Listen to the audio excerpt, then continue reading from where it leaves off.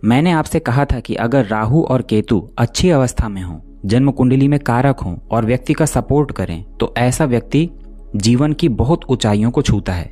ऐसा व्यक्ति सिर्फ एक क्षेत्र में नहीं, कई एक क्षेत्र में सफल होता है। नमस्कार दोस्तों, मेरा नाम है अनुभव सिंह और आज हम लोग बात करने वाले हैं मुकेश अंबानी जी की जन्म कुंडली के बारे में।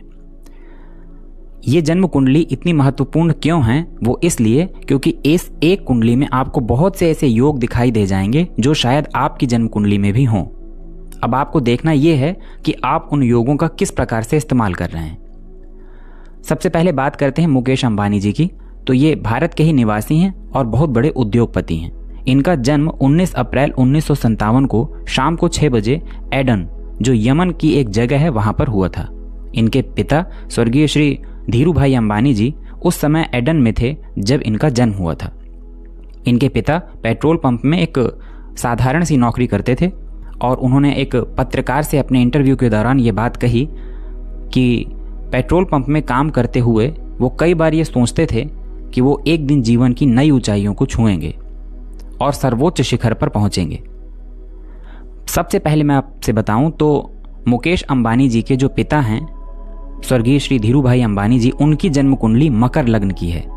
जब भी कभी आपको अपनी जन्म कुंडली में देखना हो कि कोई बच्चा अगर पैदा हुआ है वो अपने पिता से क्या लेकर आया है, कौन सा ऐसा क्षेत्र है जो वो अपने पिता से संबंधित लेकर आया है, तो सबसे पहले देखिए कि पिता की जन्म कुंडली में वो राशि कहाँ लिखी हुई है जिस राशि में बालक का लग्न है।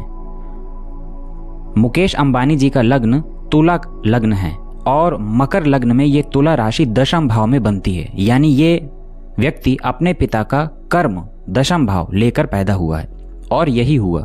इन्होंने अपने पिता के ही व्यवसाय को आगे बढ़ाया, उन्हें नई ऊंचाइयों तक पहुंचाया। अगर एक साधारण निगाह आप जन्म कुंडली में डालें तो तुला लग्न की जन्म कुंडली है, शुक्र से प्रभावित और लग्न में ही राहु हैं।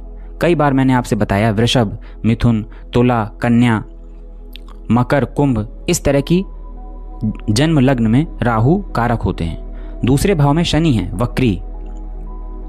तीसरे भाव में चंद्र हैं, यानी इनकी चंद्र राशि धनु है। सप्तम भाव में सूर्य, बुध, शुक्र और केतु की युति है। अष्टम भाव में मंगल हैं, वृष राशि में। और 11वें भाव में गुरु हैं, वो भी वक्री हैं, सिंह राशि में। अब देखिए यहां से चर्चा शुरू होती है। लग्न में राहु हैं, सप्तम भाव में उच्च के सूर्य, बुध, शुक्र और केतु।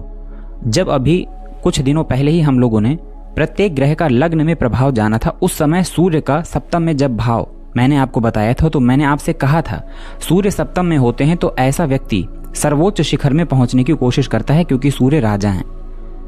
ऐसा व्यक्ति चाहे नौकरी करे, ऐसा व्यक्ति चाहे व्यापार करे, चाहे राजनीति में हो, लेकिन वो हमेशा सबसे ऊपर उच्च पहुंचने की कोशिश करता है, क्योंकि सूर्य यहाँ पर व्यापार भाव में उच्च के होकर बैठे हैं। वो सीधे सीधे लग्न को प्रभावित करेंगे।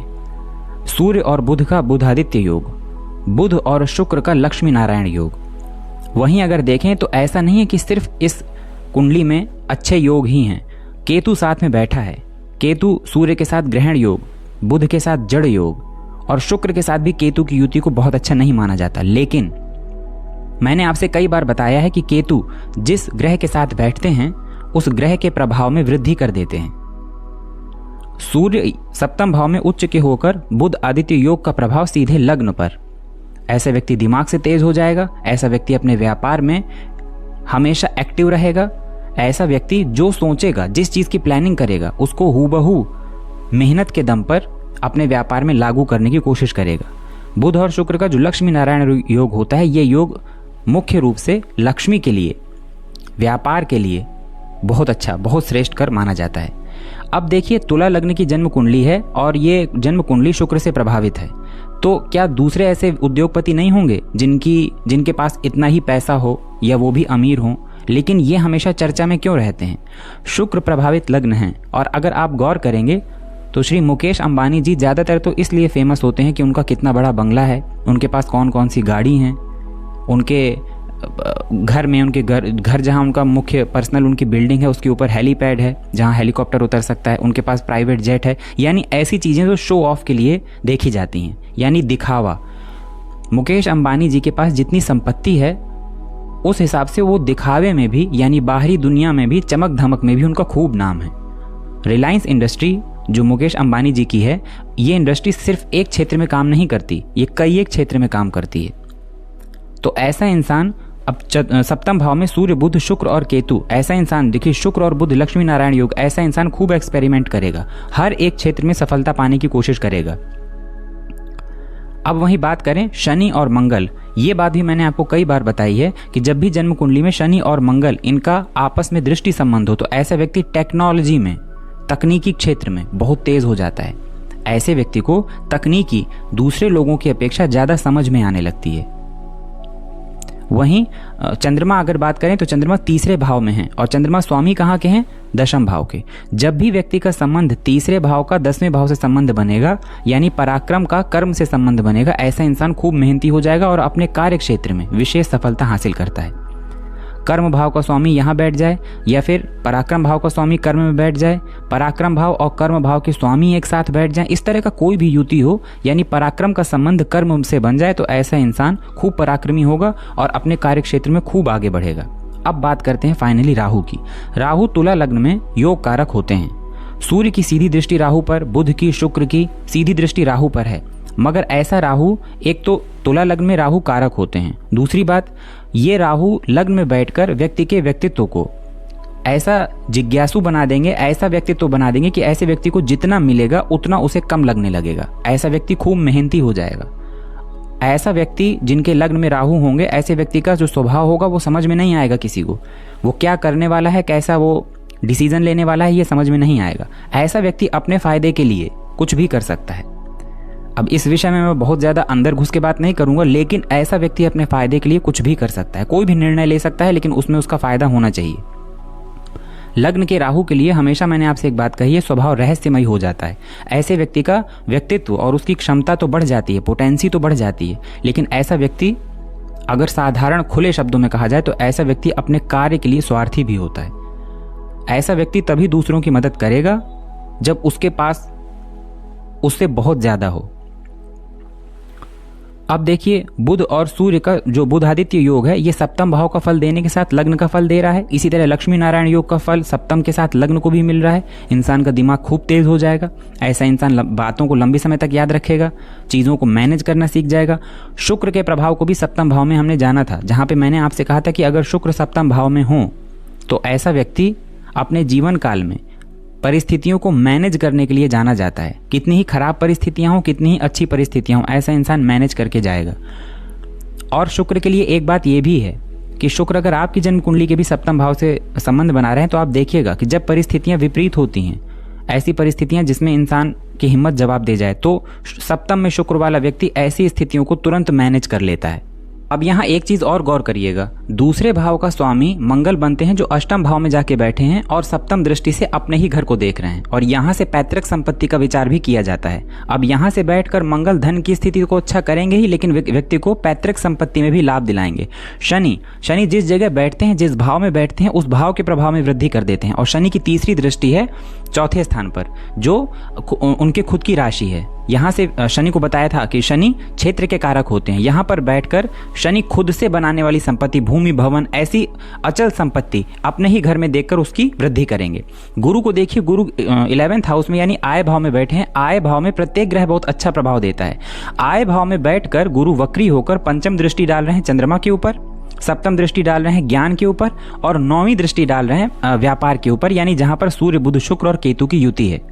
अब एक लौता यहां पर सूर्य जो कि उच्च राशि में है, वहां 11वें हाउस से बैठे गुरु की दृष्टि पड़ेगी, यानी संबंध देखिए किसका किसका बन रहा है, आय भाव का, पराक्रम भाव का, ज्ञान का और व्यापार का। और अगर आप श्री मुकेश अंबानी जी को देखेंगे तो आप पाएंगे कि उनके जीवन में आखिर है क्या, आय यानी पैसा, इसके बाद उनका पराक्रम, उनका ज्ञान और उनका व्यापार।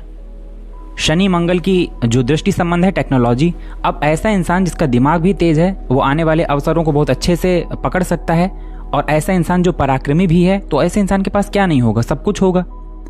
अब जरूरी नहीं है कि आपकी जन्म कुंडली में ये सभी योग इसी तरह हों तभी आपको इसका लाभ मिलेगा। जन्म कुंडली यहाँ पर लाने का मुख्य उद्देश्य ये था कि जैसे आपकी जन्म कुंडली में सप्तम भाव में सूर्य जो है वो उच्च राशि में है, तो आप ये मान के चलिए कि आपके अंदर भी इतनी हायर पोटेंसी होगी कि आप भी अगर बिजनेस करें या आप भी अगर जॉब कर रहे हो तो आप उसमें हमेशा ऊपर, सबसे ऊपर पहुंचने की कोशिश करेंगे। अब ऐसा तो नहीं है कि यहाँ पर सूर्य बैठे हों, अब सूर्य नीच राशि में हो या फिर सूर्य डिग्री वाइज कमजोर हो, उनके ऊपर बुरे ग्रहों का प्रभाव हो, तब भी आपको उतना ही फायदा हो, ऐसा नहीं है। बात यह है कि जरूरी नहीं है कि ये सभी योग आपकी जन्म कुंडली में मिले, लेकिन आपकी जन्म कुंडली में आपको ये तो समझ में आएगा कि कौन कौन से ग्रह आपको इस तरह से सपोर्ट कर रहे हैं। जरूरी नहीं है, बहुत से ऐसे लोग होंगे जिनकी जन्म कुंडली में इससे भी अच्छे राजयोग होंगे, लेकिन वो व्यक्ति उस स्तर पर नहीं पहुंच पाया। क्यों नहीं पहुंच पाया? क्योंकि कहीं ना कहीं कर्म प्रधान, हमारा जो जीवन है ये कर्म प्रधान है, आपको उसी लेवल का एफर्ट भी डालना पड़ेगा। हालांकि अगर देखा जाए तो इन्हें मुकेश अंबानी जी को पैतृक संपत्ति अपने पिता से, यानी इनके पिता ही इनके लिए वो चीज़ करके गए जिसके बाद इन्होंने प्रोग्रेस किया, अपने व्यापार को आगे बढ़ाया। कहीं ना कहीं ये चीज़ है इनके साथ, लेकिन उन्होंने भी एफर्ट डाले। ऐसा नहीं है कि इस व्यक्ति ने मेहनत नहीं की और बिना मेहनत के आज ये इस मुकाम तक पहुंचे हैं। अब वहीं पे अगर आप देखिए कि चंद्रमा जो हैं वो गुरु, मतलब गुरु की राशि में है, धनु राशि। धनु राशि वाले जो भी व्यक्ति होते हैं, ऐसे व्यक्ति अपने लक्ष्य को बनाकर लक्ष्य को भेदने के लिए जाने जाते हैं। धनु राशि ऐसी राशि है जो अपने लक्ष्य को जब तक भेद न दे, ऐसे लोग शांत नहीं बैठते। तो देखिए, सबसे ज्यादा मजबूत व्यापार भाव, व्यापार भाव के बाद देखें तो 11th हाउस में गुरु सबको कंट्रोल कर रहे हैं, आय को, पराक्रम को, ज्ञानी भी बना रहे हैं और व्यापार को। गुरु की दृष्टि में अमृत कहा गया है। शनि अपने ही घर में बैठ के अपने भाव के प्रभाव में वृद्धि कर रहे हैं। वहीं चंद्रमा पराक्रम भाव में बैठे हैं, दशम भाव के स्वामी होकर बेहद पराक्रमी बना रहे हैं। अष्टम भाव में मंगल हैं, मंगल सीधे अपने घर को देख रहे हैं। शनि और मंगल का आपस में दृष्टि संबंध है। शनि दूसरे भाव में बैठे हैं, जहाँ जिस जगह जिस भाव में शनि बैठते हैं उसके प्रभाव में वृद्धि करते हैं, और तीसरी दृष्टि से खुद के घर को देख रहे हैं।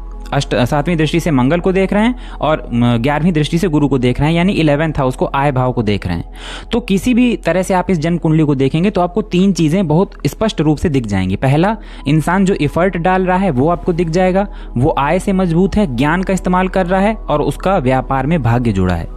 भाग्य भाव का स्वामी भी तो व्यापार भाव में ही है सूर्य के साथ। तो यानी उसने क्या किया, सही समय पर सही डिसीजन लिया, अपनी बुद्धि से व्यापार में फोकस किया, क्योंकि व्यापार ही ऐसे व्यक्ति के जीवन में सबसे ज्यादा उसे फायदा दे सकता है। और रिजल्ट आप अपने सामने देखिए। अब लोगों को लगता है कि लग्न में राहु है तो हमेशा काम बिगाड़ते हैं, अगर सूर्य के साथ केतु हो जाए तो हमेशा काम बिगाड़ते हैं, शनि दूसरे भाव में हो जाए तो धन का नाश होता है, या फिर मंगल अष्टम भाव में हो जाए तो ऐसे व्यक्ति को बहुत शारीरिक कष्ट होता है। तो अब आप अपने सामने देख लीजिए, ऐसा नहीं है कि ये ग्रह जो हैं सारे सही रिजल्ट ही कर रहे होंगे, परेशानियां इन्हें भी होंगी और बिल्कुल होती होंगी। लेकिन परेशानियां जब इंसान को होती हैं तो परेशानियों के बाद, परेशानियों के साथ वो आगे बढ़ना थोड़ी ना छोड़ देता है।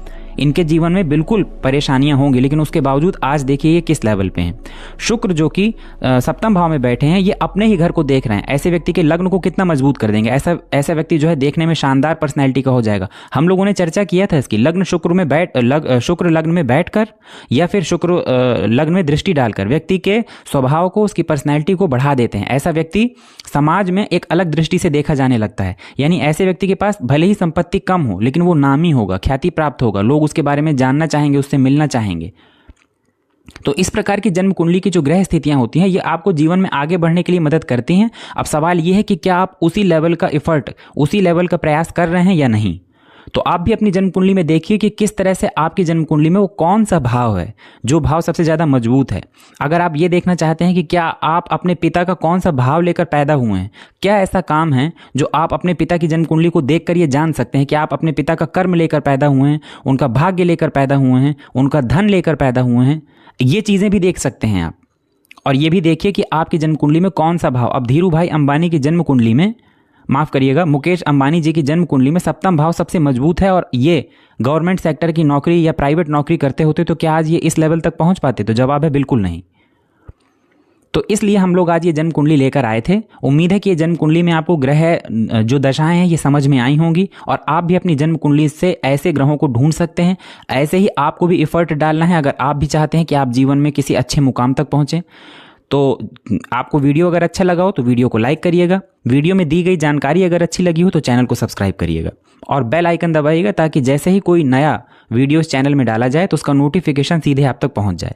मिलते हैं अगले वीडियो में, तब तक के लिए धन्यवाद।